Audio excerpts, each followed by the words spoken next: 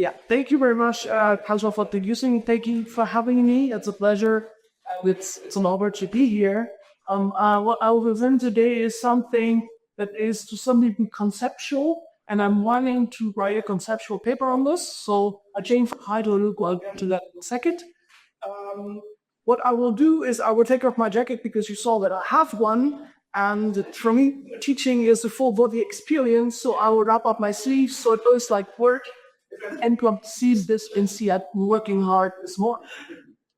So the topic is digitalization and the role of a local government. I thought a local government, here's Sanjay, you have a very broad scheme, then you can talk forever, and then I will talk forever. So our whole government is what we also type. This is what that's Kassel, local government studies. So I thought I'll focus on local government, and I strongly believe also that the topic with the impact digitalization is most immediate and most severe at local governments. And the idea is that as a Mahalimist, as I am training, there is a field of fiscal federalism, Oates and all these people have contributed to that. And I will ask, do we have to rethink the theory of fiscal federalism? So is the stuff that Oates and the other guys have been telling us, is this still correct if we understand as a word stem?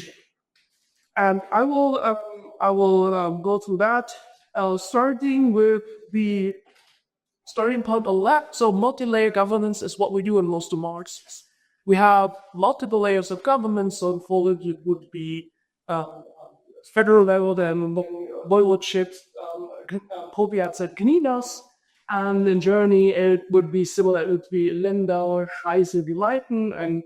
And at German level, we have elected governments. So we have the right to self-government. And if you look at the subordinate, and especially at local level, you see local self-determination here. They have the right to decide about certain issues themselves. They can decide about how to do it and what to do. And they have the tax revenues. Some clever, but they complain that it's never enough. But basically, they have the right to lend their own taxes. Right? And this is a system that I believe is efficient. So you should have this health system. But the theory and most of the development of the current state of the art was implemented before digitalization really came about. Right? That's a little different for Poland than for Germany because you had a major transition in the 90s, but still, there was no smartphones, there was no social media, and all this case AI that talk about were there. So I'm asking what's in what does digitalization do? And let me close two things that it does. It of course changes the way that we communicate. It changes, revolutionizes the mode of production, having an impact on cost structures, etc. And it creates entirely new markets and goods, right? And then the question is, can we do the old stuff over here as we were doing it if, the world has been changing here fundamentally? That's the question that I will address. And I will talk about this all the time because then we get into the nitty-gritty stuff and when it gets boring. So what I'm going to do is I will spend the first main chapter on a quick review of what was it again that we learned in the textbooks on fiscal federalism. Right, just two of the four major arguments. When I'll take these, put digitalization to it, and then say what does it change? And then I will, and this will basically, there's two questions that come about two particular fields of relevance. What I will do then is I will present two papers that can pick up the thread that I will develop here and say, okay, let's look at two distinct things where we have an impact of digitalization on how local government. Right, and you can interrupt me at any time if there's any questions. So I'm not going to talk all the time, but I need some input from my side first. Right.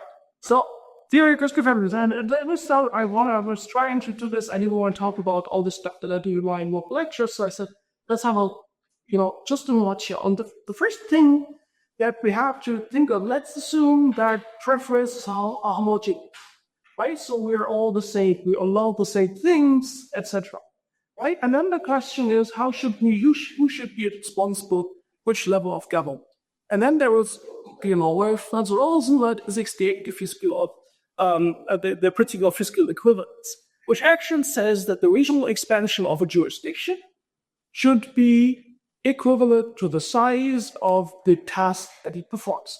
Right, so for kindergartens, which is a task, it should be about small jurisdiction, and for national defense or for, for a monetary policy, it should be a large, and then there could be like diversities in between.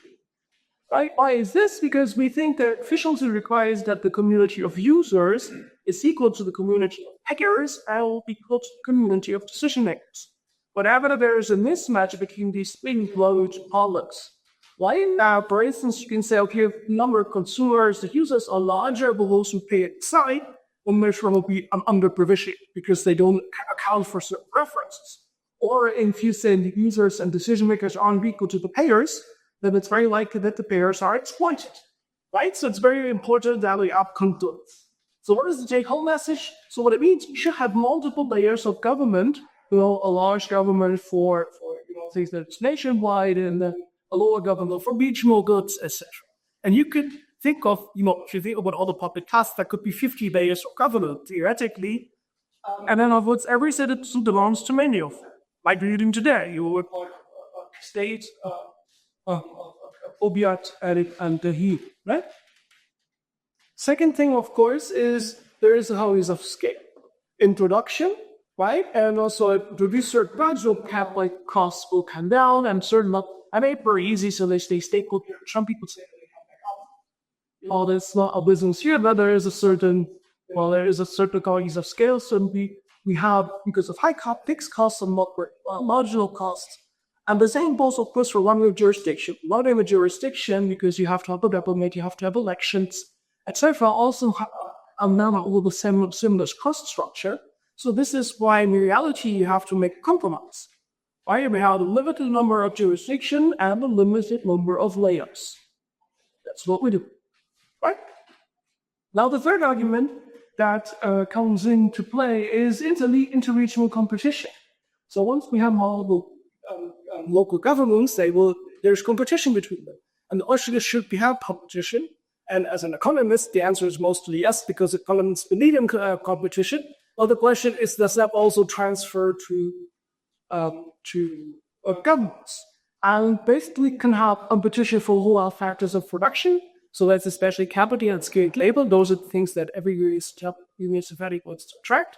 Or maybe young families, and then what do they use? They have tax policy and public service provision. Right? And usually we would argue that competition works fine, but there are two fields on which we should be careful. And one is if it comes to taxing these factors of production.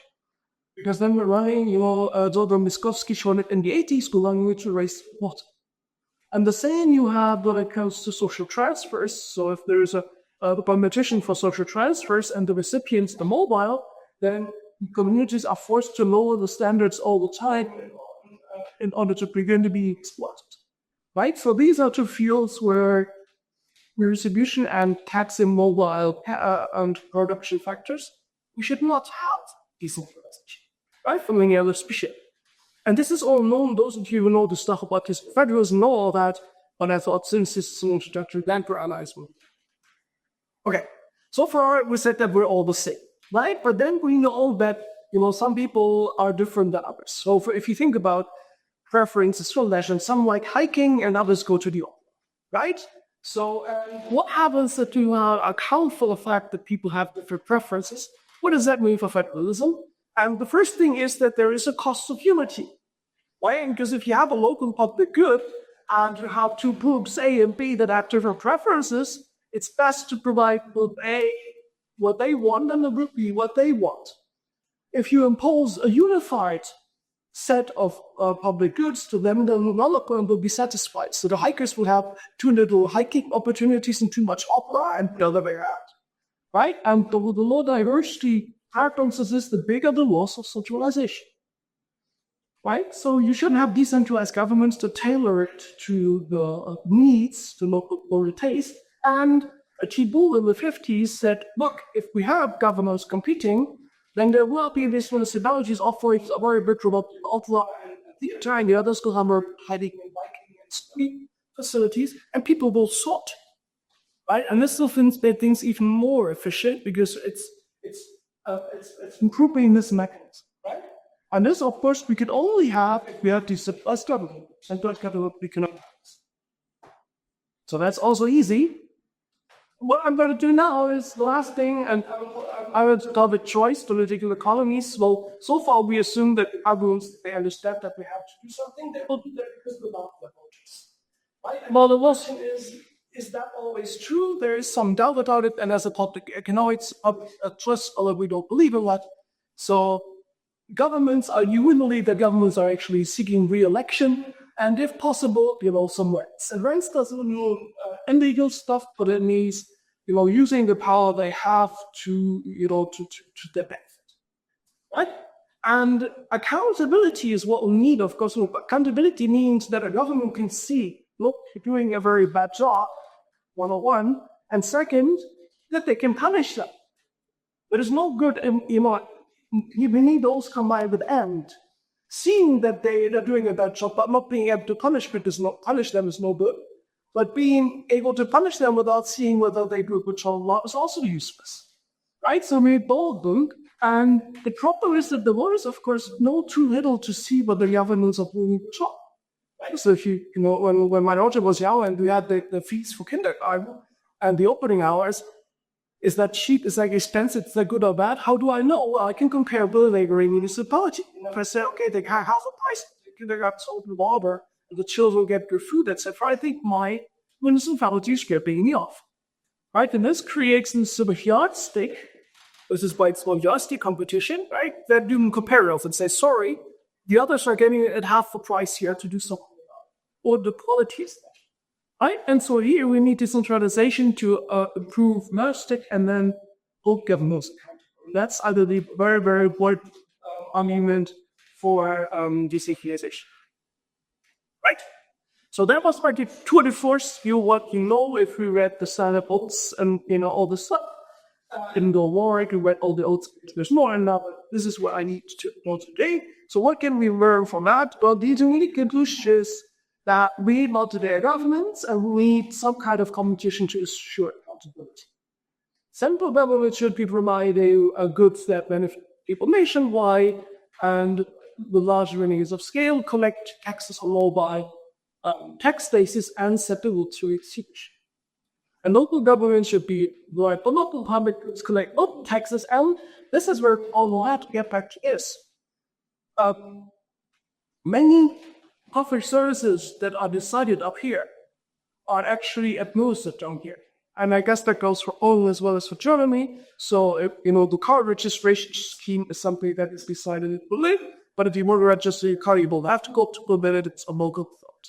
So good transfer is very important to string administered locally, but decided at the central level. I understand that in Poland there's no decentralization in this, but this is very important. We'll have to get back to this. Keep this in mind. This is one point where we'll have a relation.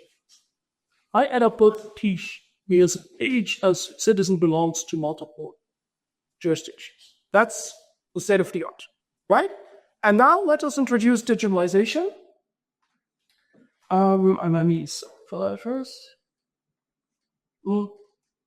And since this is Europe very much interested in regional dimensions, I thought, why not talk about the regional dimension? It's the provision in space. In space was on the other space, but space on the surface of the Earth, right? Maybe first or second floor, but roughly.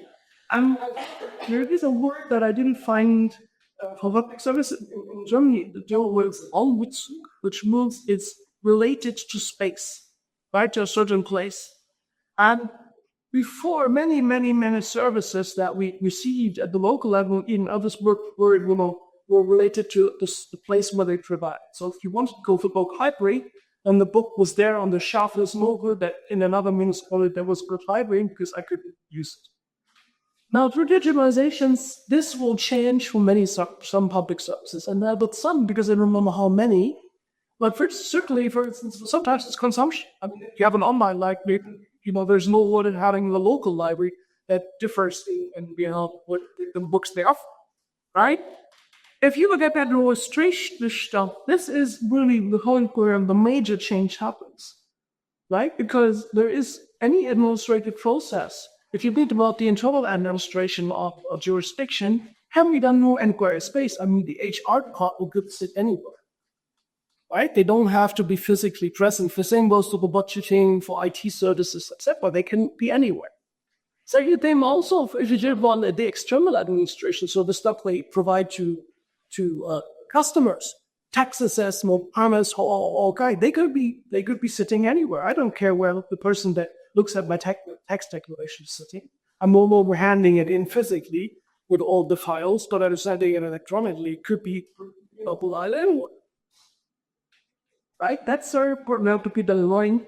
And if we look at many top-tier services that we have today, even if the task itself, like local transportation, of course, is spatially bounded. There's no look at there's a bus somewhere else, only the bus here. But there's all this administrative or there's all these inputs that they're using that are not spatially bound anymore. For instance, you can think about the local transportation ticket system. Once it's in their phone, works with their smartphone, they don't have to sit physically in Warsaw. They could manage it from anywhere in the world. And this is important that people are many services.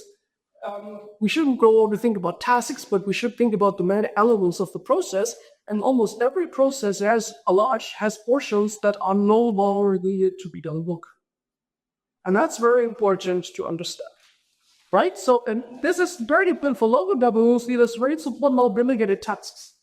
If we would design Germany again today, the federal system would never ever give the local administration for these things that are local delegated tasks to local level. It's on now, that's it. And it could be done from anywhere. Also, what about internal audit administration? I mean, the HR department will be IT people, all this stuff. Does it have to be themselves? The answer is no. They could, it's a make or buy for. Right? And if we had this for the second argument, and this is where the graph comes in that I showed earlier, the very blue line is the old line, basically. This is, if we believe this was economies of scale before digitalization. And now we start much more higher up here because we have all this digital infrastructure that's really, really expensive. Right? So fixed costs are higher, but marginal costs become negligible. I mean, if you think about all these administrative processes that are now done by peoples, they look at paper and say income, debts, and nowadays that can be done by machines. And that nobody cares whether there's 1,000 applications for social transfer or 10,000 or 100,000. The machine will do just like that. But the machine itself is very, very expensive, and it needs, of course, lots of data to be trained. And this means that the curve is, starting out here, but it's having now, and the part where it flattens out is still here. Right? And this means do we need to centralize more stuff? And also, the question is, in small governments, why? Right? And this is an interesting question. And when I was first thinking about this, I thought, why not look at the firms? Because firms have gone for this, some of the report and say, let us look at digitalization to industry structure. The question is, our firm is getting bigger. If you look just at this graph, it should be getting bigger because they have more fixed. So the optimal size is rolled out here. So our firm is getting bigger. And then if you look at the digital firm, of course, you have the Mega, you have Google, Amazon, and they're all platform really huge. So the first impression is, yes, they're getting bigger. But if you think more about it, then there is also very, very small firms or providers that are suddenly on the market. If you think about having a flat that you could rent out twice a year, before you couldn't be doing that. You couldn't, if I would be coming here and have a flat that I could rent for a week, how would you let me know that it's there? How would you deal with the agree with all the contract, etc. Nowadays, if there is Airbnb, it's very easy. Right? And also Amazon and eBay allow very small producers, like your grandma's is knitting socks, she can sell a few socks per month online. So, but what they do is they buy most of these services. And this is a question that we take local governments, say maybe small governments can survive, but they have to outsource largest portions of their activities. Right? And that's, of course, a question when it comes to local autonomy. Right? But it's an interesting question that we have to deal with. Unless we say, who cares about costs? no experiment to do business what it costs, who cares? But as an economist, I say we should care about costs because all costs are opportunity costs. And the money that we spend there, we are not spend anywhere else, right? And there's lots of things where we think money could be spent in a more productive way than administrative paperwork. Okay, so one of the options then, there is zoning, so you just delegate the task up one level up the ladder, like probably not to Popiat or whatever, or just right away up to the central level. Or this is what I bring to research on interlocal cooperation. So it's still the local municipality that's doing that, but they cooperate, right, to generate the economies of scale. And now one of the papers that I will present later on is about this. The other thing is to show about yardstick competition. I told you that you need this yardstick to compare. Now imagine that we have this upzoning means that we're having less basis of comparison, right? At the local level, very many. At the regional level, less and further away, so it's difficult to compare. On the other cooperation also a major problem because the Hamas says, yeah, I don't like the that you provide the sheep like price priority or the other mayors, it's their fault, right? And then you're losing accountability. And of course, there is also this, we have echoed this by the American today. Mayors will also organize collusion. Yeah, and say let's keep kindergarten fees up, and now we give all have brainless cars for our business, and they could take the bite out of yardstick competition, and so we should be worrying about these reforms, right? If we believe that politicians are opportunistic. On the other hand, there is of course news/social media. Nowadays, comparisons are cheaper and there's all this information out there.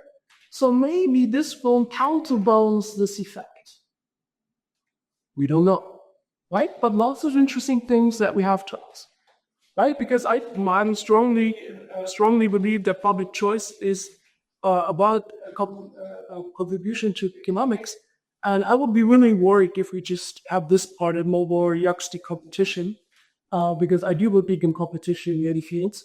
But maybe this is the solution. Right? And the second paper will deal a little bit with the question, can this be? Okay, let us wrap up. What I didn't tell you, but what is I guess obvious, that many of the arguments that we heard before in fiscal values is still hold. So, the institutional congruence still applies. That makes sense, and that's true for digital services. And the text collection, the distribution of static text rates also, there is no reason why we should fundamentally think about that. If you think about taxation, it becomes more difficult because you have to ask yourself in digital firms, where's the value added produced? If people work from home office, then the question is, where is the value added produced? That's a question that has to be settled. Well, in principle, seriously. We have HoloLab transformation at the administrative level, and that is relevant for especially local governments and And of course, if you saw the cost curve, standardization needs to be best. I don't know how the local governments work.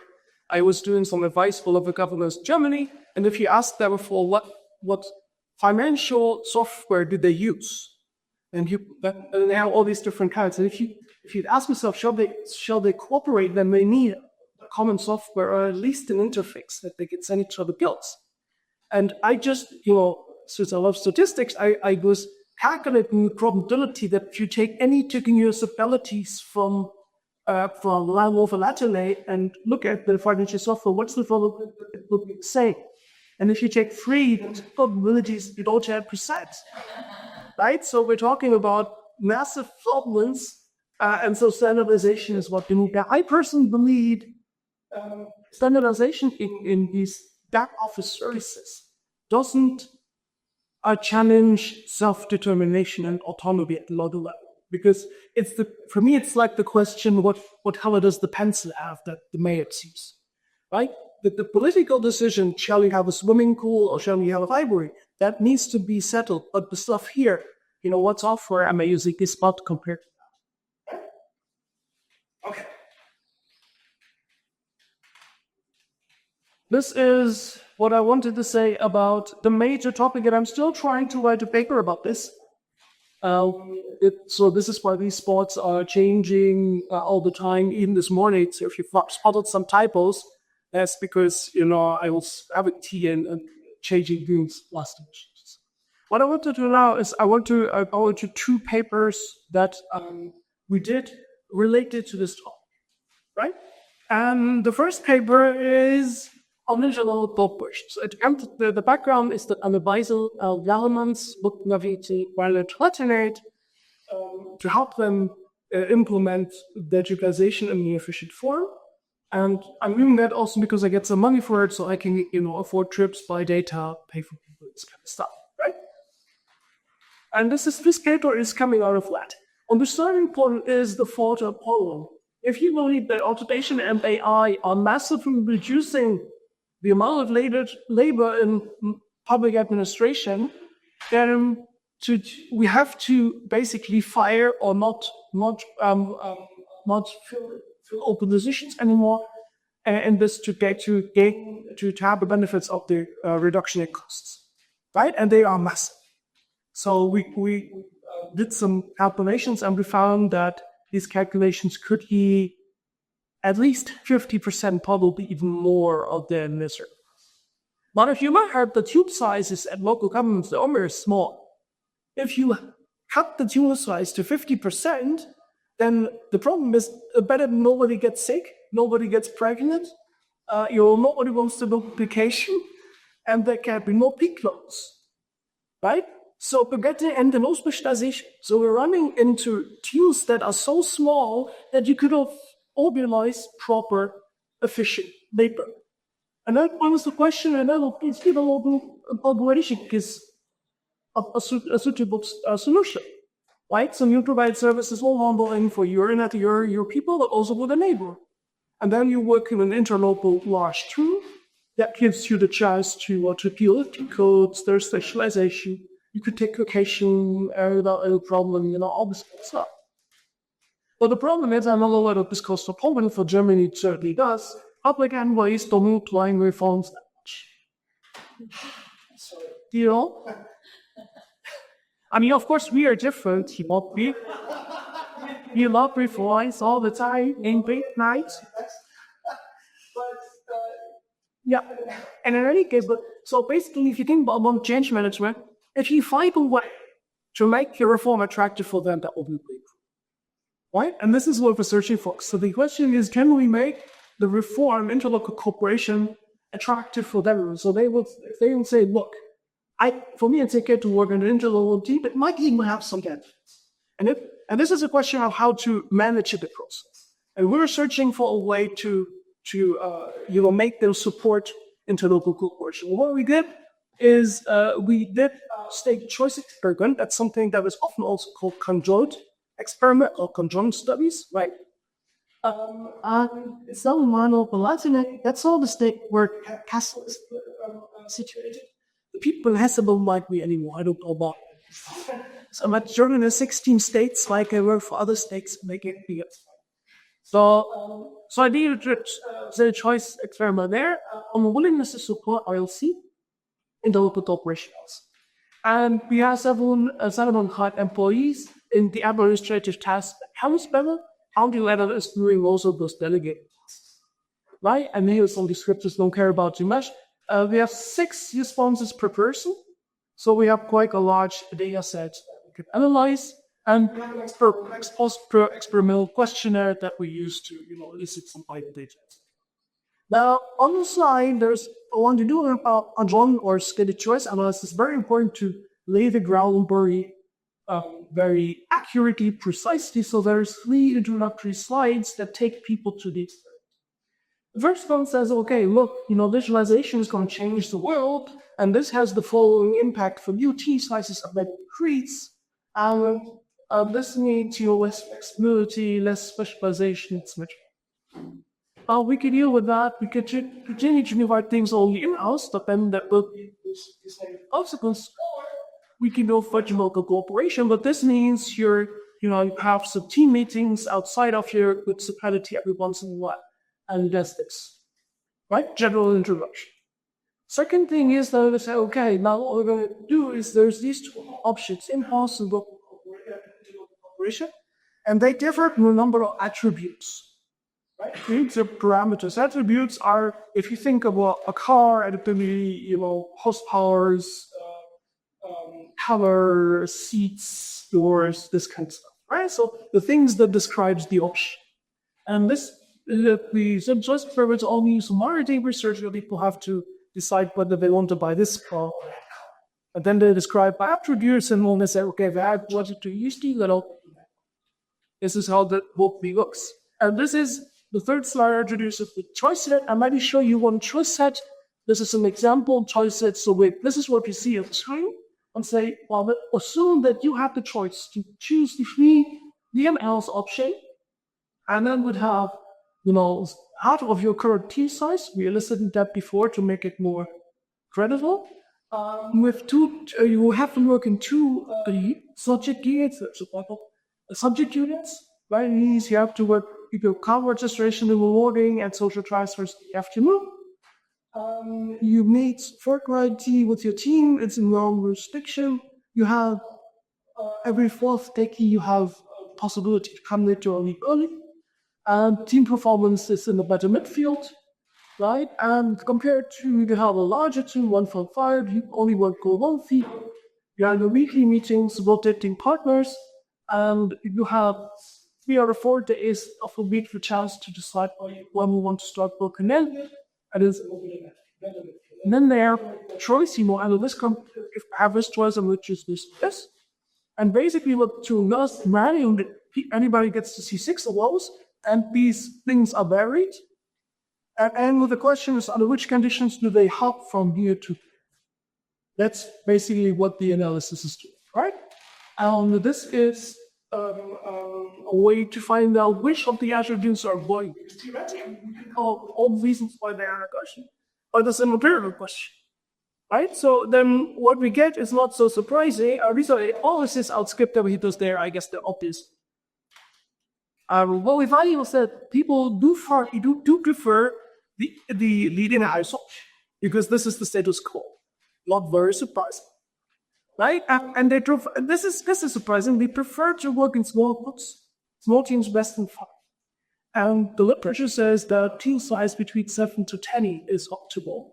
So this is a pity. They prefer to work in 2 small teams, right? They prefer to work in a low subject area, and they want to work in teams with high quality. They, of course, allow high flexibility in deciding what to work and what not. There is really differences in personal characteristics. So actually, we look for the flexibility and ask themselves, if you have small children, then this flexibility could be more important. Or if you are already part-time work, then you might not want to work in multiple subject areas. But there wasn't so much difference, which is interesting. Now, what we found is that if you look at the willingness, if you look at the willingness to pay, and that is the question, so how much extra debt do you have to give somebody so that they will switch? If you look here, you need 3 flexible working days on top to make a change. So other things equal, 3 more working days. That's a lot. So they are not currently ability. But what you can see is, if you look at the subject areas or subject units, do you want to work in car registration in the morning and sort of transfers in the afternoon? You can see that half a subject area less will compensate for having a larger team, and this is one of the preconditions to work for in the local workers. And you could see that 0.86 subject units to choose for 1 more flexible day. Right?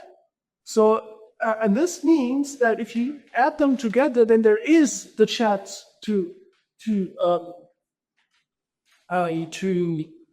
make people accept interoperable cooperation. Or it has to come up, but it has to have more flexibility. So the point is, you can either do the in-house, but then you have to be there every morning at 8, and you will work in 3 different subject units, and the quality is going to be poor because there's no specialization. Alternatively, there's a local team only working in one or two subject areas. You know, work both from home and all this kind of stuff, and the quality is going to be better due to digitalization. And they emphasize this, and there's a good chance that you can take. Right, this paper is written. It took us a while. It's currently under review at Public Administration Review, hoping, of course, that it get accepted. But you know, the first shot is always a little risky, but pay wishes. So that was the first paper I wanted to talk about, and I still have some time left for the second paper, I guess, right? Yep. Okay, then let us do the second paper. Now, this is the one on social media data. So I told you about elastic competition, and the question whether elastic competition is endangered by, the corporation. Here we did it so careless. We said, okay, social media could also be a tool to reactivate citizens who are alienated with their governments and maybe get them back into politics, very roughly speaking. And this is what we did. We asked ourselves, and we looked at municipalities, are those municipalities that actually employ social media, do they have a positive change in voter turnout? So voter turnout is the measure of how active or interested people are in politics at the local level. And this is what he actually did. And all these slides have been created they have just been recently presented in a conference.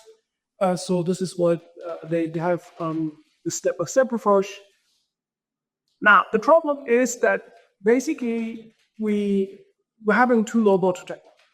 Right? I know that in local elections, voter turnout is generally low. And this is a problem because not all preferences out there are actually aggregated to be included in political decisions. And more important, of course, the legitimacy and acceptance of public decisions is much lower if voter turnout is low. I mean, if somebody is elected by more than 50% of the votes, but that only 40% went to vote in the first place, then this mayor has the support of 40% of the people.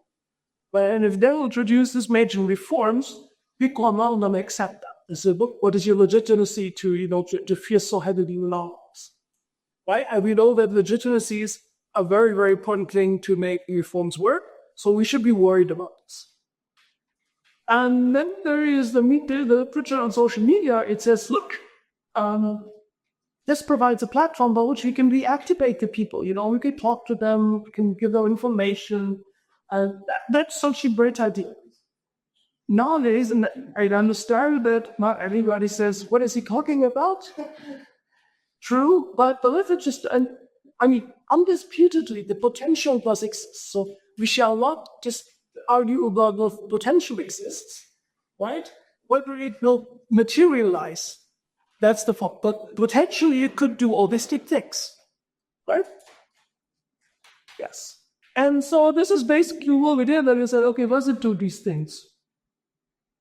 Right? Like we use the panel for 426 Hessian municipalities. So if you ever want to do government studies of Germany, then every state has a different set of statistics and rules, and also it's a mess. This is why I love local government studies on Poland so much. There is one statistical office, you can download this government. So it's much better, believe me. It's much better. It really is. They don't have data on the adoption of Facebook, so we know when did they adopt. Facebook is still on authorities. And look at the party chapters. This is something that is really different in Poland than Germany. I understand that Polish local level, the parties, piece and the platform hardly play a role, right? In the council. I'm not saying that the politics doesn't, but if you look at the members of the council, they're usually not, they're not members of these parties, and not very much should be joining. So at table we will find Green Party, SPP, and all these level. So what we could scrape their appearance on social media, and we looked at Facebook because Facebook is the predominant social media. Not so much in 2021 anymore, but the most of the period that we covered, if there was one. And we looked at we didn't only collect the question, oh, are they there or not? But we scraped all the stuff that they did backwards in time for the municipalities and looked at the polls, at the reaction. So lots of this is the data that we were talking about. And if I say we scraped, we actually paid a commercial firm for the scraping for us. They gave us Excel sheets with per municipality, each host one my own Excel sheet, and we imported this data and then did or Python, sometimes Python or Stata, depending on what we want to do. If we just want to do market currency, then Stata is per union. If we want to do sentiment analysis, etc., then I think you'd be the more appropriate to that. Okay. Now, the literature, there's lots of literature of the drivers of low-to-term map. Why is low-to-term map in some places low and others high? There's education, there's income levels, there's tax rates, there's all these things we control. Interesting, there's some literature about internet diffusion, because internet, it makes all this information available, so those people that cannot afford a lot of newspaper can now find the stuff on internet, so they should be better informed. But the problem is they can always find all these other things on the internet as well. And this, what goes studied by Falkert, they look at the rollout of fast internet in Germany, it's so out-detected what to turn out, and they found actually that distraction effect is dominating. So when fast internet comes earlier, water turnout drops, which is bad news basically. But there's some argument that social media might British. There's some, because we do find that there is literature showing that social media deployment, and that's on the next slide. There's of course all this literature on social media that won. So why do some of the municipalities use Facebook? Why do others do not? I'll do it later. And then there is the question of what does it do? And we do find a positive effect on online engagement. So if certain things are posted, then this has a positive effect on online engagement. So the social media stuff does match online, right? Now, our question is, does it matter offline? So does the stuff that you see on social media, that happens on social media, does it happen offline? Right? Okay. And basically, these are the mechanisms. So let us assume it doesn't work. How would it work? It would work through the information dissemination, providing information, especially to those people that local newspaper don't come to town hall meetings, etc. It's a very, very low-cost way to inform people, and it also makes bi-directional exchange much easier. Most of the other communication is unidirect. The government informs, mobile website, etc. True communication only takes place in town hall meetings and stuff like that, but that's only a small portion of the people, very difficult to organize. Right? So there is the potential to improve interaction, right? And our main hypothesis basically says precisely this: the abundance of social media increases for the turnout in the current population. That's what we hypothesize. And the institutional background, let's talk a little about Germany. So 426 municipalities, local autonomy is substantial. They have a right to make their own revenues. Mayors are elected. This is different. Mayors are elected every 6 years and staggered. It's not like Holland where council elections are the same day. It's council elections are every 5 years, and they are all on the same day, but non-mayors elections. Mayors elections, whenever the 6 years are over, it's a year. And it's there, it's spread all over, which is nice for us because we can then identify the effect of the social media platform of the municipality directly on the council elections. This doesn't work for Poland because in Poland it's the same, and our epistemic is that probably in Poland it's less the council election, more mayor's election. It's driving people to go and make their cross. Whatever they from the mayor, they might as well make their cross. Right? When this is nicely separated in Germany, we have council elections on the different. Now, this is what it turned out over the time. So 2001 is election 6-1. Now, of course, here there was no fixed one, which is good because if you believe in Hamburg geometrics, then this is the pre-treated phase. And then this is for some of the dose treatment place, and then we have some untreated all the way through. Right? Let us look at the treatment. So one the thing is now this adopt Facebook. You can see it that when the little version was launched as mining was quickly adopted from 10 was a big peak. This is newly adopted, right? So never no one switched it off again, but this is newly adopted. And then you can see the COVID times when they found out that this is the degree to each people there was, I don't know if that was for both, I guess. Two researchers from IT one was not occurred to look at study that explains why some are linked. Now, in any case, this is the German Ambassador map, and you can see it's staggered. It's not all situated here. This is right for customers. I think this one or that one. Sorry, I'm not a geographer.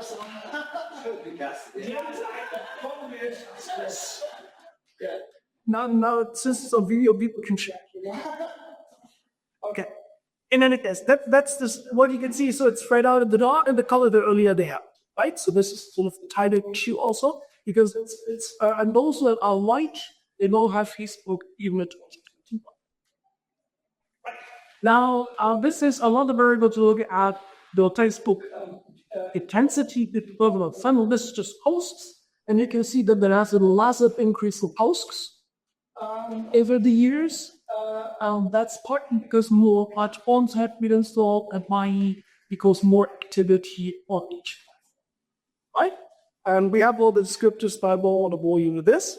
Now, what I can say, let's look at the data that we have in addition. So we had 40 chapters. This is, I told you how we calculated the intensity of competition because there's theory says that it's a very close race. People are lucky to show up if compared to a situation where race is not very close. We have share households with internet that is changing over time. Germany is more of a border internet, so there is variation. We have fiscal capacity. We have some local tax multipliers. We have the mayor vote share and its variation to check. And yeah. And there we have a strategy now. We have the two aggressive strategies. One is we can look at the adoption only. Right? You could say, okay, well, do they have Facebook? Yes or no? Or a crude measure, but then we can do the slice diff and diff stuff. And this is what we'll do first. And we're using the Kassel estimator because this is appropriate for a number of reasons that we can maybe talk about later. The second thing we do is that we look at the intensity of views and we'll look at the number of posts. And the second indicator is the number of those posts multiplied with the average engagement rate. Engagement means the number of reactions by total population. What? I know that engagement is usually done by the number of reactions by number of followers of tiles. We do have this data not for the entire period, and also we believe that the relevant basis by voters should be those on Facebook, but shouldn't be those allowed to vote. This is why we're using easy perspective. They will use an instrument variable approach. Those of you who ever estimated ID, know that if you come with ID, then people talk about anything else except how the question mark what your instruments are. This is why we had two sets of instruments that are neat. None of them was perfect, but what we show is that they all show the same direction. This is the Musgrave approach. And now let's get some results to bore you up to ball. This is the average available auction, so crude estimator, did the other on Facebook, yes or no? And what you can see, there's nothing. And if you look at the question by the dynamic effects, the second Tuesday and per period, there's nothing. Doesn't end. That was, we were not entirely surprised, but of course we know that it's easier to set a date or this bar is further up. We're trying to set it because I think it's a very important null result. And null results also should be published because otherwise we get a publication loss, right? And now this is the ID regressions, and when we had a multiple this is a person indicated just one of posts. And you can see this is the naive two-way phased effects regression without any complicated stuff. And then we have Hello and Hello, the first set of instruments and the second set of instruments. And you can see the first sum of errors get larger, that's what always happens with ID. But the coefficient estimator also becomes negative, and here connected is given. So surely solving for heterogeneity doesn't mean that we have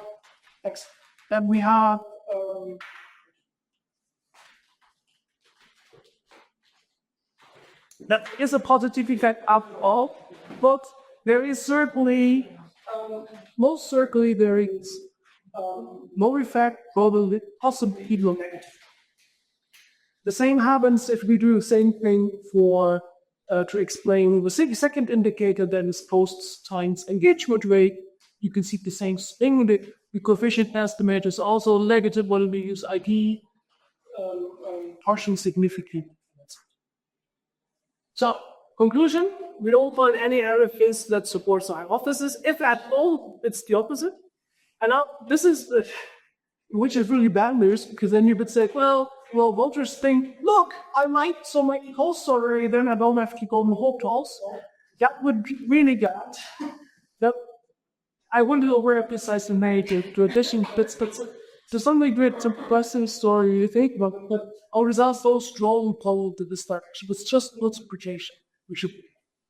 Now, one of the possible explanations, as Shift showed, this is, they don't use Facebook problem, they post all the stuff, they just copy paste the stuff from the homepage you posted, and that's not how social media works, so it does not work.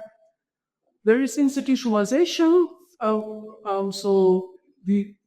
somebody's using it to post all the stuff that doesn't follow a strategy. That's why it doesn't work. If there was a strategy, here's Colin comes in with a number of colleagues from Poznan. Kassel is also involved in the book, where we collect the data on social media institutionalization index of, I think, 800 or 900 municipalities in Poland.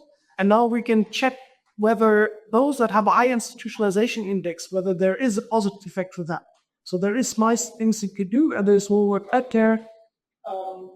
Substitution effect is the one that I already mentioned. Supposed to be explanations. There's upwards limitations that I will skip at this point, not because they're not important, but I think should come to an end, so we have time for discussion. What's next is the last thing that I want to say, and the normative theorem basically says that the fundamental logic just continues. Why?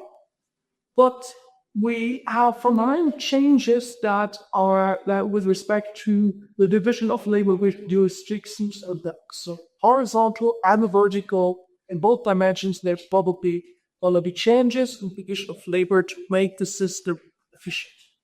And I strongly repeat that efficiency is important because we shouldn't waste so many resources. It's not that we have to make, right? I don't know for Poland, but for Germany, labor is a scarce resource. It's very, very difficult to find qualified workers, and we shouldn't be employing them to do those stamping paper that should no longer be stamped, right? So if machines can do these standard stuff, on machines should do that, so we should deploy these people something useful. From the choice perspective, of course, we have to keep in mind on what's the competition. And I strongly emphasize that this is something that you should keep in mind, but all those who say, look, I didn't know what to do in research, this is a really nice research field where there's all these interesting questions, and I strongly, especially for young scholars, this big data stuff, scraping, analyzing, text analysis, sentiment, all this stuff can really help to understand better what's happening here. And so this is an awesome invitation, especially made to young researchers who are much better in counting than I am, to join forces with us, because we have the experience to write papers and then all this coding stuff, and not to say it as an economist, Pareto improvement, then we should definitely go for it, right? And this is the end, so thank you very much for the chat.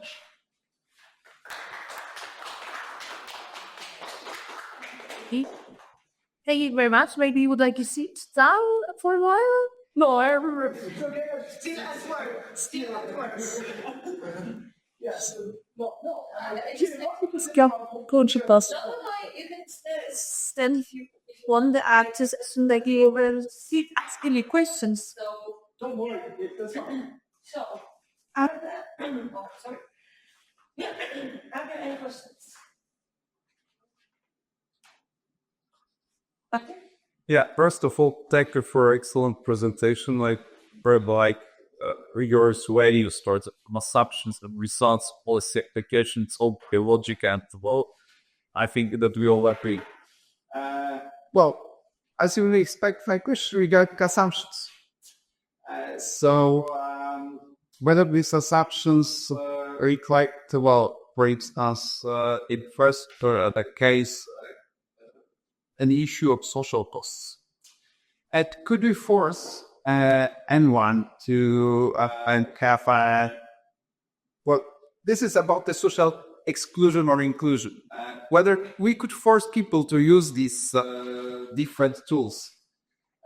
Because if we say so, well, it means that this is a logic way to proceed further. But if not, it means that we should have a dual way of providing service to people, both traditional way and modern, would it reduce costs? Absolutely. That's the question about this assumption. So, well, probably in the future, it may work like that. And new generations which are familiar from the early childhood with these technologies could easily adopt. But whether it would be 20 years, 30 years, maybe even more. So should we stop now? Or perhaps we should wait a little bit with it. Another thing is related to a kind of, it's not directly related to your paper and your work, but it's a general thought regarding governance, using these new technologies, using AI agents. Why? Because it will transfer, and they will operate, and that decision will be better than we could do as a humans. But therefore, transferring all decisions means that we lose the comparative base. We can compare whether this decision is still better, because we cannot compare with the decision we are making. So this is kind of a paradox, and I suppose nobody knows how to answer this paradox. And regarding your second paper on digital media, I don't have a Facebook, and I like to say that social media should be abolished. And it surely has very entry costs, so to start and provide information with people. But this is based on what you can see now, that it's rather used to manipulate people rather than to produce a good outcome. But this, it's my reflection personally.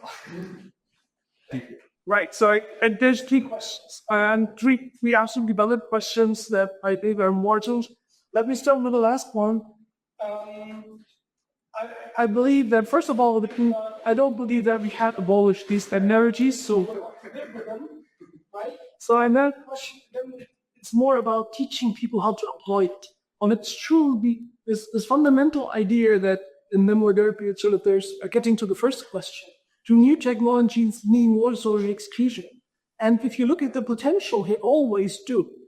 Having TV could reach out to people that didn't have newspapers. Good radio, WhatsApp, and they all have this potential. New technologies always do, but what the literature tells us, and when we studies, is that it doesn't materialize.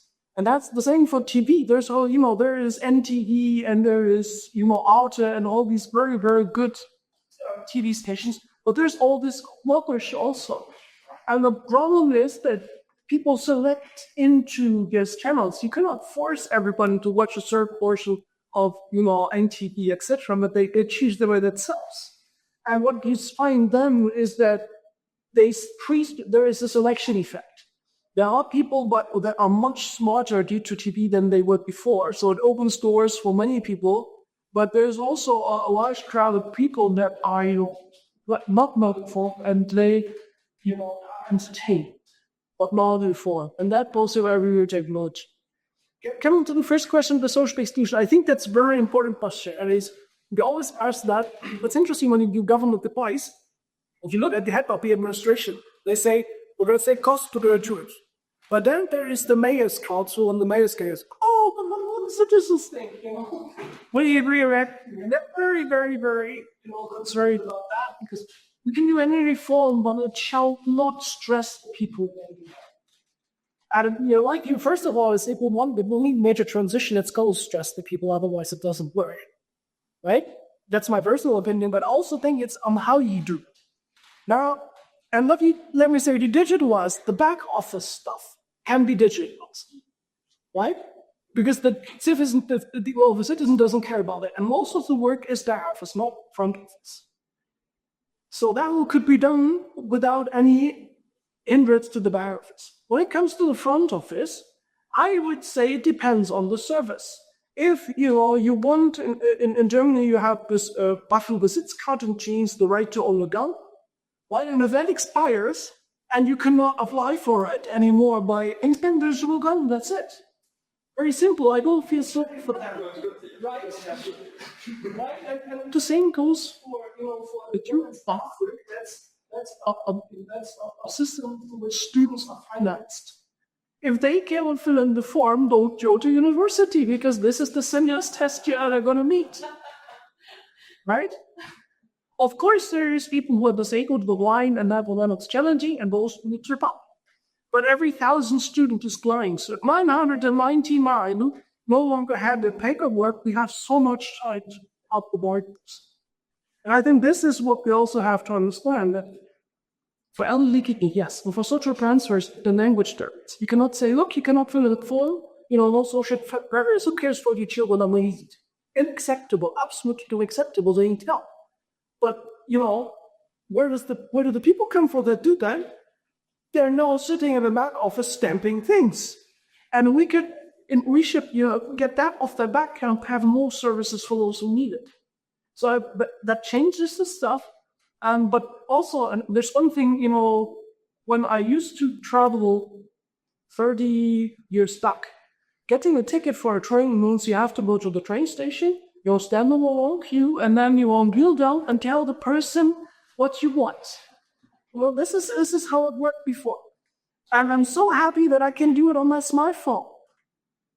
I don't want to come back. It was a transition even for me, and I was young at the time because I always look at my passport.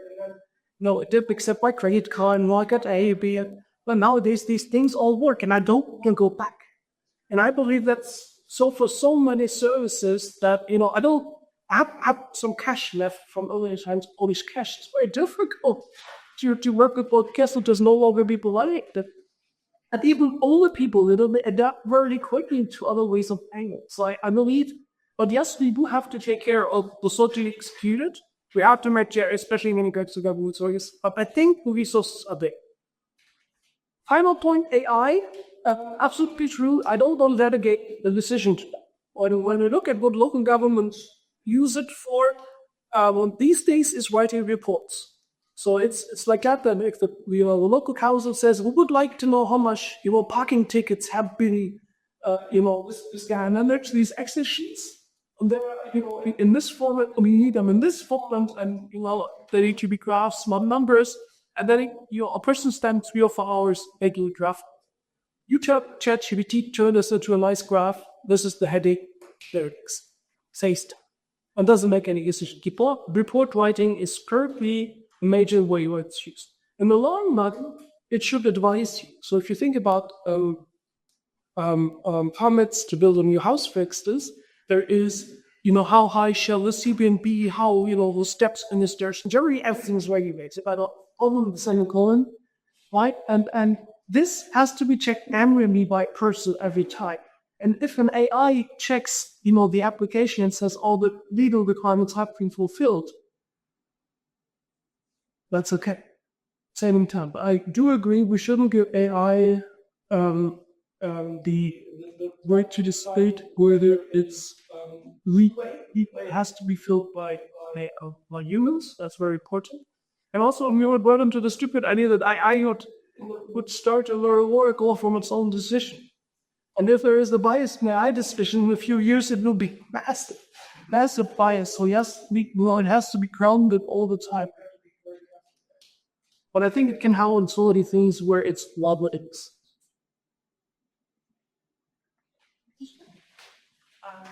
Yeah, and I would like to start off say thank you for this inquiry, really presentation, and he tackles also some studies with the Mendelers on the information society. We spoke a little bit about the interest, but we didn't tackle this element. I was aware that your presentation directed to that. I don't have special questions, but some maybe reflections. First of all, is about the adoption of IT by municipalities. So in 2006, we had a project by ESPON. It was about spatial effects of this information society. And it was clear, and it involved 7 countries, as far as I remember, and also Germany and Finland. So the differences were like very massive. And Finnish colleagues told us, don't stop yourself to think about the internet line, yes, the infrastructure. We need to think about the mentality. We need to think about people's needs and so on. So for us, it was something completely new because we stopped on the infrastructure and providing computers and internet and so on. So the differences are huge. And I think this is to say right now on how very much higher level. So we don't know at which stage of the information society or whatever we call it, we are at the moment. And so what is the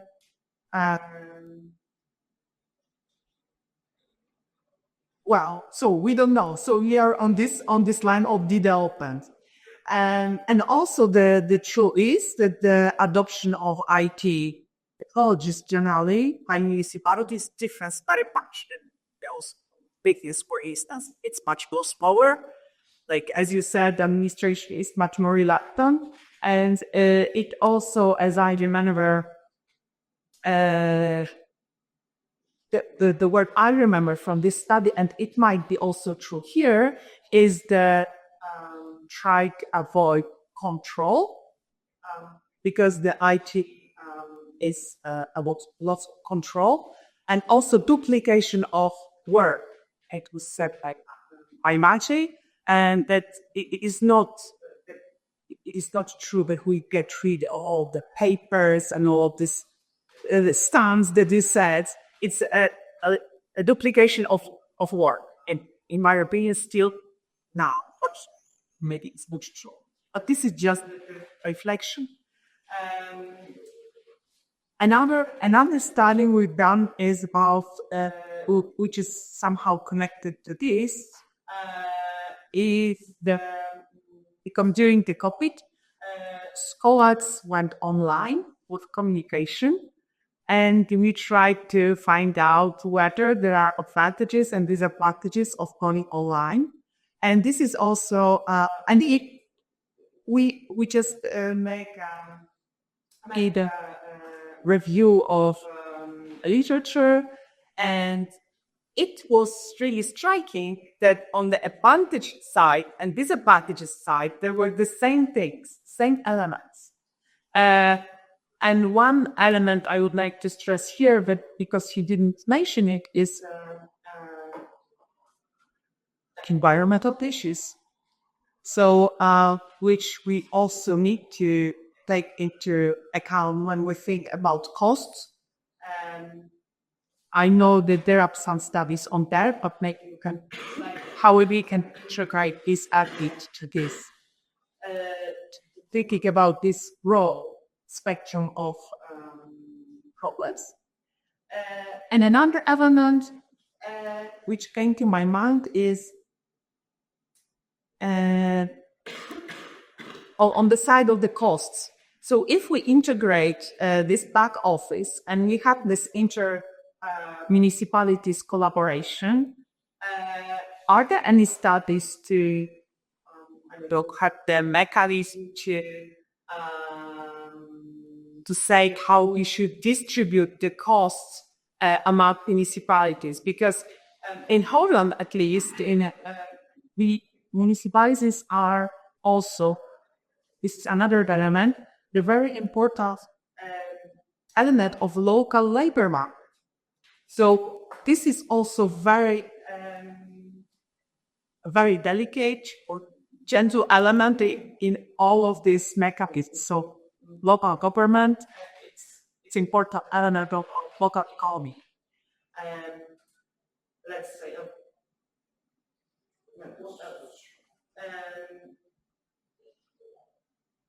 I have other questions, but maybe actually, I'm trying to take notes of that, and without the glasses on, so I'll start with the last book. And I guess it's true. You have to first of all, we have to about the vertical transfers. And the vertical transfers are allocated according to the cost estimates. When the cost estimates change, I also will argue that there should be less money, but that depends on whether, if you go back here, or is it? I mean, what you can do, you can take basically to the cost thing. You can take two approaches. Yeah, you can say you can get the same amount of money, right? And it's up to you how you solve it. But if you want to have your own servers, even if you're small, then you cannot have it in the garden. Right? Or you did services if you outsource the service stuff, etc., and buy that from other services, and then you collaborate, then there is a margin that you can keep, and we can use this, for the voluntary tasks. This could be one way to say, look, we're not going to touch the money because we know that it can be done cheaper. We'll leave it up to you. The alternative would be to say, okay, all this fixed cost blocks, so for instance, server infrastructure, software management, cybersecurity stuff. This stuff is done by the central level, or, joining would be states. And so they are forced to buy this. And then the upper layer keeps the money needed for that and transfers the rest. That would be one of the things. When it comes to the then there's of course the question, what happens between these? What I felt, and as an economist, I believe that if there is cost savings to do it, you organize it in an intelligent way. I would say modal economy means if they don't want to have cost savings, then they don't have cost savings. But then there's democracy. They shall vote people out of office and get some people who go for cost savings. Because then they go wrong. That's it. This is something you have to read. But I think this is what it means. If we believe in local autonomy, that means it includes the autonomy to go forward. Or to have very, very close services. And then you don't even ask the competition, because if there is a mayor who says, we manage it and it works better, then this will put pressure on those who don't. And I strongly believe that this is much more effective than a top-down approach. This is why I'm so concerned about the competition, that you need to keep it. Because that's the competition is really to say, there's always these people saying, no, this cannot be done. In Germany, there's one of the favorite responses, yeah, we could love to, but. And then there comes a slow list of, well, they can't do things. And then you say, look, but next door they did it. So don't tell me that it cannot be done. Let us talk about how we do. And this is, I think, the one thing that we should get into. And of course, the adoption, to your first question, we are in the very beginning of that. The pressure is massive. And one of the pressure that brings me to your question on labor markets. Germany doesn't have the chance to replace these people who are currently sitting. Well, the German municipalities and the Palatinate are exchanging about 1/3 the personnel in the next 10 to 15 years. Because there's the baby boomer generation and leaving going for retirement. And if you look at the German pyramid, there is no but. I think Germany is having lots of migration and still we cannot fill it. Germany needs 400,000 people, workers, per year for a long period to cover this. Forget that we can manage that, politically and also integration-wise. So we need an efficiency gain that is there. So I think that what the municipalities try to find somebody who works in IT. For a lot of municipalities, give them the money they can pay. Forget it. They will not work free. Yes, they will fight. There would be a few that still like to stamp things, But we shouldn't employ people for things that are no longer needed. Of course, we keep the old employees, but the young people shouldn't be employed for stuff that is no longer needed. Right? So I think this is what we have to do. And there is, if you leave this money to the people, then they hit better than other job. One thing that we have a shortage in, which is superior in Germany, for instance, is good personnel and kindergartens. Or behavior also due to COVID, there's a large portion of young people suffering from mental stress and psychological stress, and we don't have the able to help them. Right? Because we stem things. And I mean, and this is what we're doing it, of course, because I don't want to be stemming people to take care of the young children and help them. But it's, the money, if somebody leaves stamping, and we shouldn't employ a new person to stamp, we should employ at least the model that is there for something else. And this is only starting to happen now once everybody says, look, don't even try to fill these positions. Right? Because if you hire someone in German public sector, this person will be on the payroll for 40 years. And I think we should be stopping to do that. We should not hire any of these people. And coming to duplicates. When you register a German car, right, you go there on that, you need a new wrong plane, and there's a stamp on this number, very important, everybody knows there should exist in taxes. Right. Now, if you do that, it registers a new car, but then you go to the registration office, and the German registration office, they use 15 minutes as time slots with that person. Right? And what would they come there and say, okay, what's your name? And then they would name.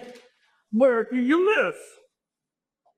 And what is your car? And etc. And we had a diary study, having these people put a diary to the side and say how much money, how much time they spent of these 15 minutes. They spent 8 minutes of these 15. Where do you live? What's your name?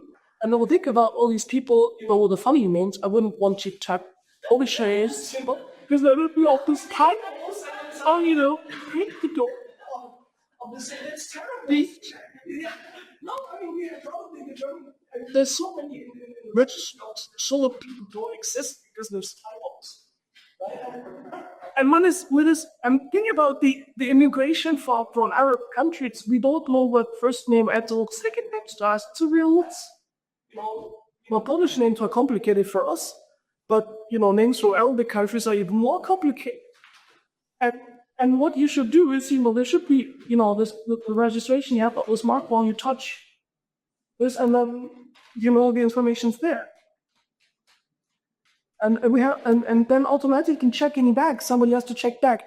Does this person have to make riding tickets? Shall we say, and you can only get the longer plates if you pay prior tickets.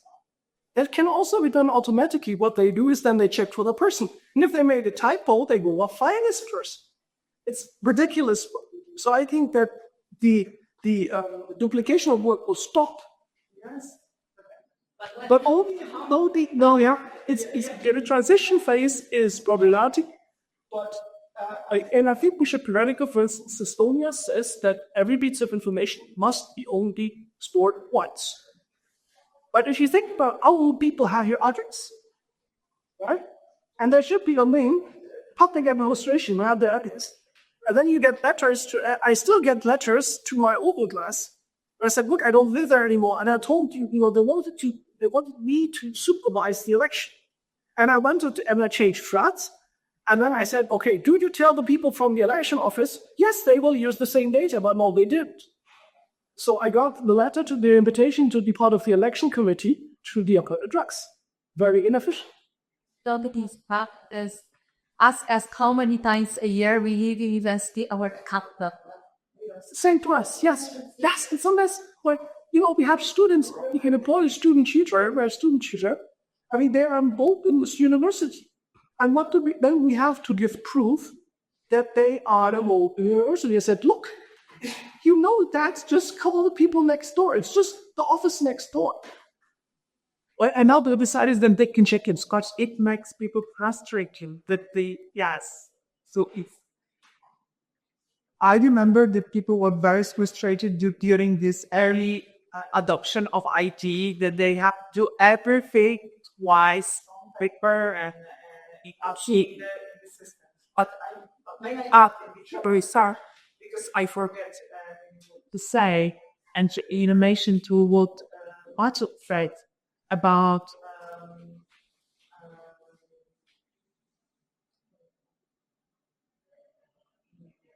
exclusion, yes, about this exclusion.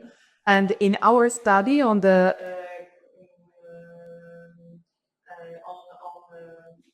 scientific conferences which went online, it is it caused new exclusions because, of course, it might seem that it's easier for people to not to fly to different places and not to pay for the hotel and everything, just to connect online.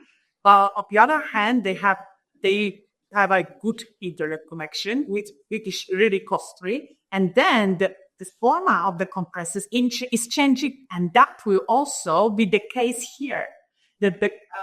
I think if we think about the back office, maybe not so much, but if we think about front office, it might be also the case that the format will be changing. For instance, during the conferences, you have not only presentation online as to people, but the social events, which are a gamification of these social events, and then you need to have these glasses, you need to give a better internet connection, or your computer to be, I don't know, paying computer, to be involved fully into this experience. So, well, I'm just sharing the study on the different element of digitalization, like different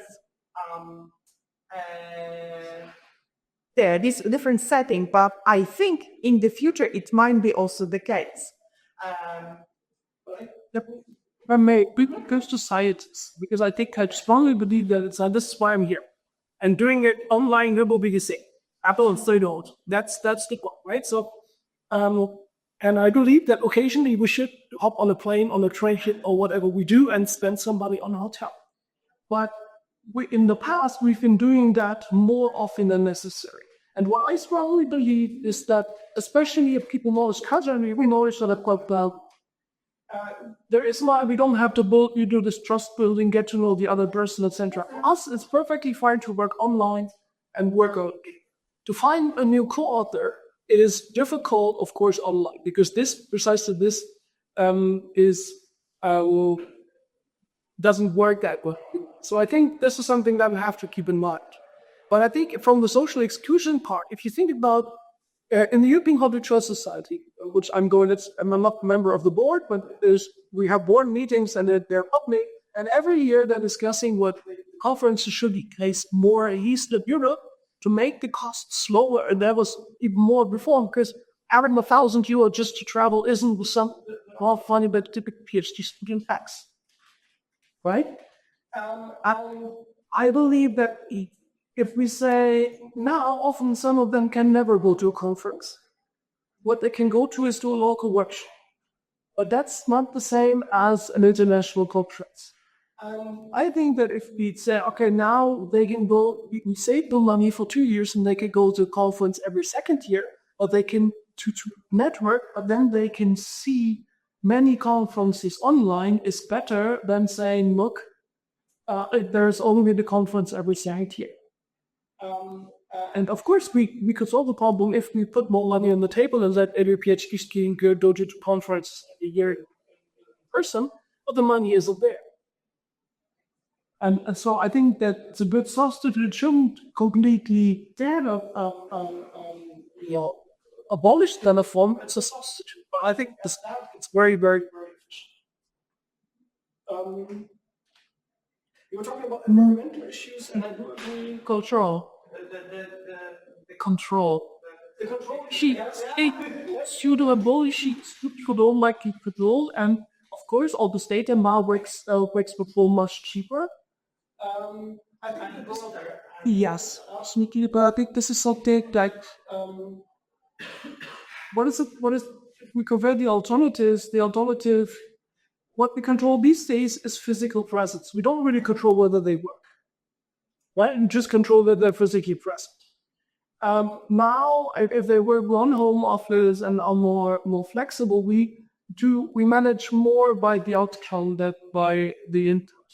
And I personally believe that managing by outcome is better, is less frustrating for everybody that managing by. So it needs a frame of mind and understand that there's these people that are used to come to the office and then, ads with pops right up and then leave. And this for working is, of course, difficult to maintain. So I think in the time of transition, we have to allow people who still prefer to come to the office 5 days a week. We should have offices for them, but I think this really means less offices because there are many people who actually want to work more flexible from home, etc. And I think what we need to do, and there we're talking about PhD students and employees, there is the idea that they are at your availability at any time. People, especially when there's WhatsApp, I don't write WhatsApps to my PhD students, they get emails, and only in the case of an absolute emergency for running a server, an experiment on the server is down or something because the link doesn't work. That's the time when I'm calling that even out of time. But before I fully respect that there is time there are people that they don't, I think this is one of the things where, and that's especially for those, with the more responsibility, that they have to respect the private times. I'm not advocating for working offline. Don't use this all. No. You see, that's a physical.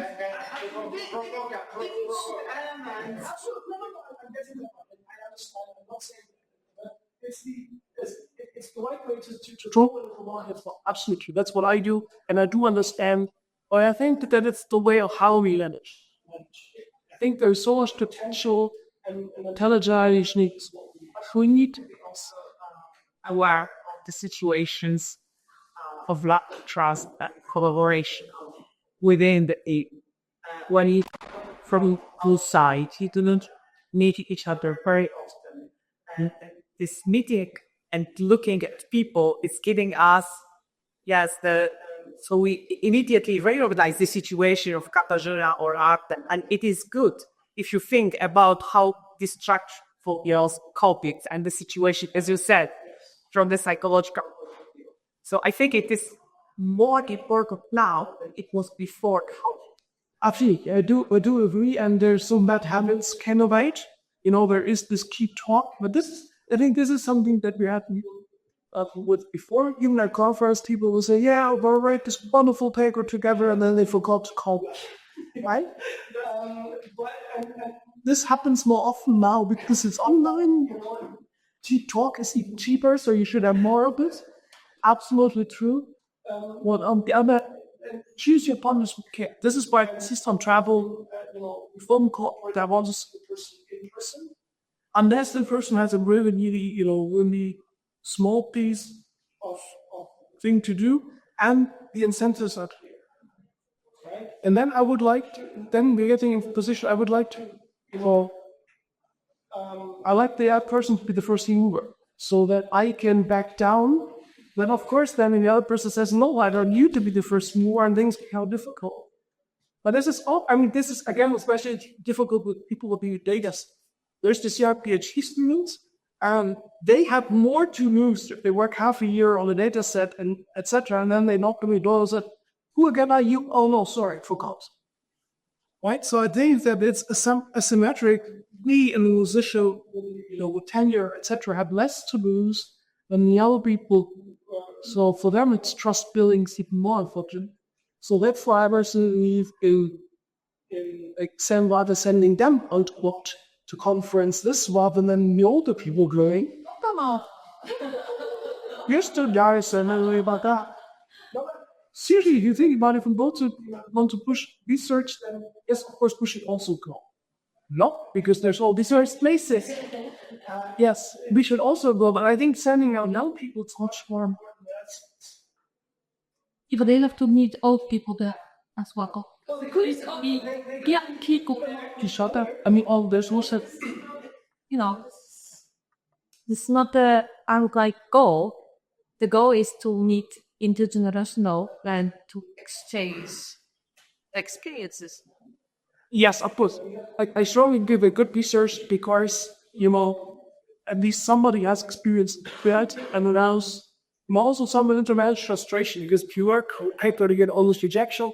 Now, for young people, that's rather devastating. And then if there's an old person who said, look, that's what we have.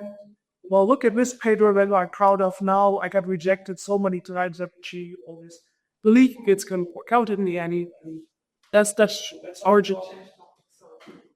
But the sound costs, if you look at all the data and it's neat these days, I mean, when we were writing papers for our PhD at the time, we're not talking about similar amounts of data work and input.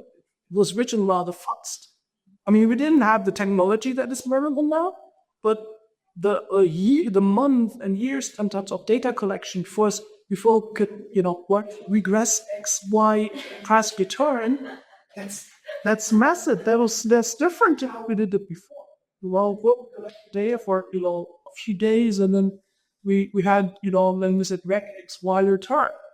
I think today the university's conference about AI use in education. So international for France. It's also one of the things that I'm thinking of if I may. My daughter is in love with work, and she has, when a teacher gets sick, they're so short of teachers that they cannot take over. So, these trusts are cancelled all the time. But at the same time, the teachers usually just soak their pants, employing videos and digital material, because it's not as good as a teacher. So I understand. Digital material isn't good as good as a good teacher. It might be as good as a full teacher, but it's definitely much better than nothing. Right? And then what we're getting so often is nothing. Children are sent home because they're so teacher. And I think in a level control, history costs come up.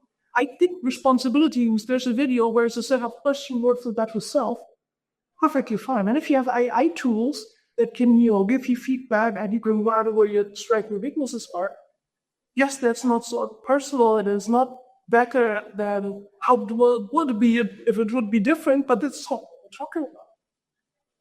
And again, there's all these the rejection of, among teachers. I do get into that far. Interesting study in Lee, because you show us that the use of Facebook rose because of during COVID. So the interesting thing is that the COVID was a kind of a laboratory for implementing IT deeply. Like for instance, at the University of Warsaw, we made like a huge step in using the digital. So that might be a very interesting point. How COVID influenced IT students. I didn't break stuff. Probably there are some studies. There are studies from discontinuity stuff by COVID. I think one of the things that changed many things that it's difficult to really ticker out all of things. But there's an interesting thing. President of our university recently said, never waste a good crisis. Because the crisis opens opportunity to some things that you could never change otherwise. And in the state of our legend and there is a place called Ratau that was flooded. There was a major flood, 110 people killed, and the whole county administration was flooded. The service was swimming down the river. Right? And then they had to rebuild the whole stuff. And before, it was absolutely impossible. If you want to register a car, you have to go to the county. And then they said, look, in this place is not going to register any cars for 3 years, and all the cars of the craftsmen who actually built the place are private. So either they write them illegally for 3 years, all the craft people, all the jobs are going to come to other counties. Right? And the people from the other counties who still have functional cars can do it. And some of them said, let me think, okay, another county can do the car registration. So, I said, we've been talking about that 10 years. No, that wasn't possible. Yes, definitely. Because then people kept that, because then they suddenly understand that I wish the world was different. It's a different answer that people dare to say into any microphone. It was also very pragmatic. If I have work with a sick car in this country, I don't want to give it away unless there's spot. So at this spot, so now I have to give it away. And I can fight. But the point this talking about if the about this canon and budget maximization, if I almost budget shall I give you away. And for me and the but they're not taking money off. car registration, if you look how much fun they get, they're not making that money off it. Okay, are there any more questions? Thank you for a very eager just giving of thoughts to digest. I have one question. It's just because of the data and so on, yeah? So basically, we are talking about the Facebook as one of the media sources for feedback. Yeah? Because basically, what we are talking now in our digital era, there should be some feedback, digital feedback, about the situation in local government, how everything is going on, and people have to somehow exchange their thoughts. But I think in our case, this is kind of a transitional effect that when the computer are here, everyone will on paper and electronic document. But in this case, when the digital era appear, thing is, I think not everything goes through the digital sources to exchange information. And we just pick up Facebook because, well, it's easy and a lot of people are there, but usually Facebook is used a lot for these things. And I think to expect that Facebook would be very optimal solution to, well, provide the feedback about the local government is a little bit too far. Yeah. Maybe one of the solutions would be just make a good filtering of what actually present on Facebook, because attitude of the people for Facebook is like a big box of a spam. Yeah, we take something that we are interested in, but to truly trust what is posted there, even by the local administration. Oh, I'm sorry. This is we will take our knowledge or something that we would base our decisions from different sources. And the thing is this, in any case study, one are the sources for actual feedback to people in the digital era. Is there anything else except the Facebook?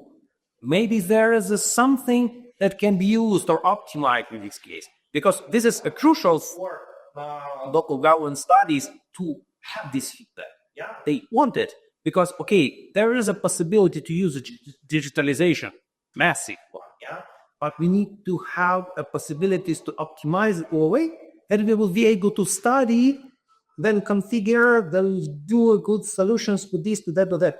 Because everyone who is sitting in local government, he is interested in what people are thinking about that. Yeah, and most of the time they pick up this information from different sources, not only Facebook, but something. Yeah, many are concerned about Facebook. Oh, someone is deep in something on Facebook. I had this opportunity to work in a government organization. They have a Facebook page. They run some call or competition or scientific blah blah blah, and someone wrote something on Facebook. Someone wrote a bad review on that. What's happening? Why is so much? It's just post.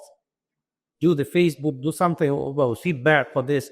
So they kind of want to provide information, but they are afraid to get any feedback which would be publicly available, and you all would see what he did wrong. Also, in one sense, Hype wants to publish information, present themselves in a good way, but they are afraid so people type something then they don't want. So make this a safe say so.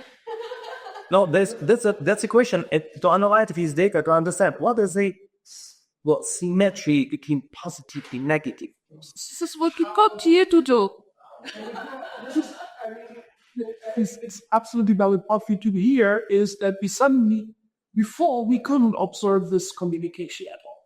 So you could go to town hall meetings, right? But you cannot possibly go to, on this 426 town halls that are there over 20 years. Nobody can possibly collect the data, right? So it's there. So there's all this communication going on there that was below our radar for decades. So we shouldn't claim that it isn't there. It was there all the time, but now there's a new platform. And if this becomes visible, what we do is we ask ourselves, how does it change things?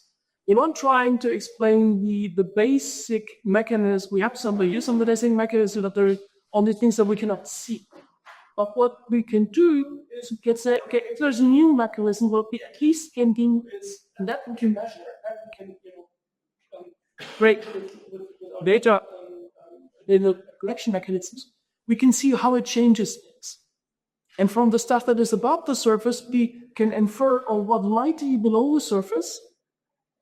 And that's admittedly, of course, imperfect. And we would love to, I would love to have all other forms. We were thinking about, when we're doing backward talks, and somebody said, yes, but in certain places, there is these private people who run a blog. And all this discussion, local politics is discussed on this blog. Because this person has a good reputation, and only more yes, and this means about there's a blog. You can also scrape this. But then the question is, somebody else on this municipality says, but there's also one law. And then if you go for 426 municipalities, and we're doing this now, scrape back in time, we cannot scrape these blocks back in time. So, and these are all the limitations that we have to live with. We can only do a full screening in case studies. Then we can go 3, 4, 5 municipalities, but then we're losing the heterogeneity that is very valuable to see how different mechanisms and how different circumstances shape the effect. But I know that there's all these technologies out there that I'm not aware of, and this is why I'm connecting to people who are in IT and know this works. Will be really cool because maybe we can get to more sources of information if we thought harder, and maybe also sometimes it's sometimes we're going, most of the time we're going back in time. If you look at the data collected here, right? This is all data back in time, right? We're going back. I mean, this is public statistics. I can collect them. It's there. This here isn't. This was collected we started collecting in 2015. This went back in time, right? So, and then when we collected the post, he had a scraping tool that was scraping back in time. And we're missing everything we couldn't scrape. This cannot be part of our studies. Now, if I had known 20 years ago how I would view his studies, and I would be standing here turning on 426 cameras, and I would be recording all this stuff much better. Then nobody would give me money for this. I mean, think about PhD students that you will get out your PhD when you're 50 because friends get collecting data. No, sorry. Most of the time, the data sources will change. So, for example, Facebook cameras here, some of the Instagram and TikTok, I will have to, how would I know that TikTok is moving? After, 2 years after it started to boom, and then I cannot go back in time and talk to TikTok cameras. If I meant back something, I agree. But there's some indicators say that the situation is not as bad as you suspect.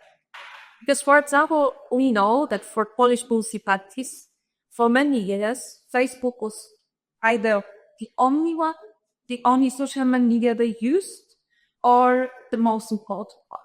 So the first assumption is there that if municipality would like to go online and interact with citizens, Facebook is the way to go. So we know that at least for 10, 15 years of the research, we don't use other channels because there were no other channels. Yeah, but however, these else was moderate. Yes, this is another thing. This is another indicator we have to account for. But at the same time, we know that there is kind of a noise, so that there are some bias. There are two ways of doing that. In some cases, and of course, there are also accounts of the municipalities, and we don't usually those are led by some person or department behind the bike carriage. But at the same time, remember, we have politicians' pages, mayor pages, and then there's also noise that some are run directly by the mayor, but some of them are run by person hired by mayor. So of course there's a noise, but we don't have any reason to suspect that there is some kind of a systematic exclusion or systematic difference. That we still haven't check on this difference. So there's something in this case, we couple the ego to analyze. If you want to have some style or something, we have to see a lot out of what mobile world is not very different from another local government. So basically, or we have to take into account the specific differences and understand them, what factors are actually changing that, how we can distinguish. Or we have to say, okay, they are people. We say that there is a robot who is kind of moderating that, and he's not deleting information. Yes, you. And there will be all responses. Things cannot do the way, cannot find the truth the way you love to find it. You can go from another outputs. So first we explore what we have there, and then we ask the question why there are some differences. And maybe these differences are because who is running the cab, or maybe because the spike is poor or rich, or there is some other differences. But for now, we don't even know if there are any differences in the information displayed. So you have to start at some point. Storage. Yes. Explanation. In this case, I think this is the only way to go, because we don't have statistical offices, or we don't have pretty species different. So we have to, first we have to look what we have, and then find for some, ask us the question why. I think one of the things we also have to keep in mind, and that's worry city more than the data part, is the fundamental conditionality problem and run into, because I mean, if we go back to very, very basic scientific inference and ask ourselves, how will we know that a certain pill makes people better off? Right? What we do is we assign this pill randomly to subjects. And there's also the placebo to make sure that it isn't just the treatment effect. Right?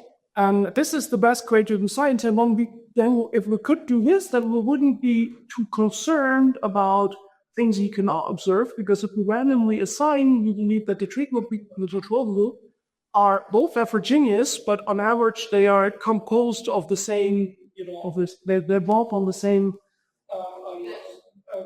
earth, so they're on average the same, right? And then we could do very simple treatment effect comparison.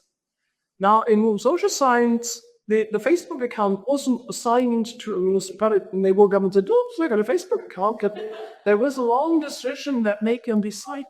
So, by definition, goals that have one are in some way must be different to those that don't. Right? Because they made a decision to have one and the others didn't. It could be the mayor, it could be that, that the population is fraky. If you live in a really, really grumpy scared and you don't also have Facebook. But if you live very, very hungry, you want to have it.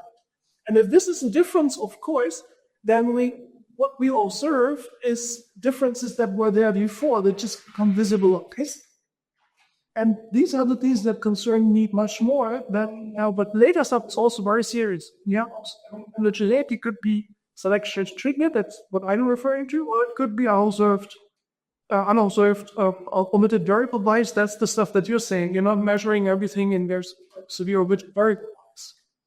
And what we're trying to do is do control for one as best we can. And not in the discussion, it's very important to say, look, there are assumptions on which what we do actually makes sense, and it could be very different. So the question whether you buy my results also depends on do you buy my assumptions. And we should be very blunt on this. But here in science, the job of science is to have different people in different places with different data sets address the same question. And that we look from different angles, and we're just, very small pieces in a big puzzle that we're providing. But I think it's valuable to provide these, even if they're imperfect. And of course, the invitation to anybody who's really good in Hyphen, etc. We have ideas, we have data, there's all this cool stuff we can do. And if you say, look, for your study, there is an easy way, there's this big cat in the data, this stuff that you're missing out. But I have a way when I can shed light on this. Tough it. There comes the next egg. Well, what we do is that we try to compare between those two words, because we don't know this IT words so well. So we try to take some part of knowledge from the IT stuff, like online stuff, and compare what's going on online with what's going on offline. Because then we hope that there are some differences, different memories were going behind processes online and offline, and while combining them, we control for some things we cannot. Because it's just diversification of society, sources of information. Because I believe when they started the Facebook, they still were collecting the data from the people of this municipality by letters, by whatever. If them would read these letters, there's to be great. Yes, it's just an additional job stuff is already there, and you're going to post. That's the person. Okay, so I thought if there are not any more questions, we can continue our discussion because I would like you to be one because I let you work with us. And of course, any other person is welcome. But I think we can finish the official lecture high, switch off the cameras, and then have support. Thank you.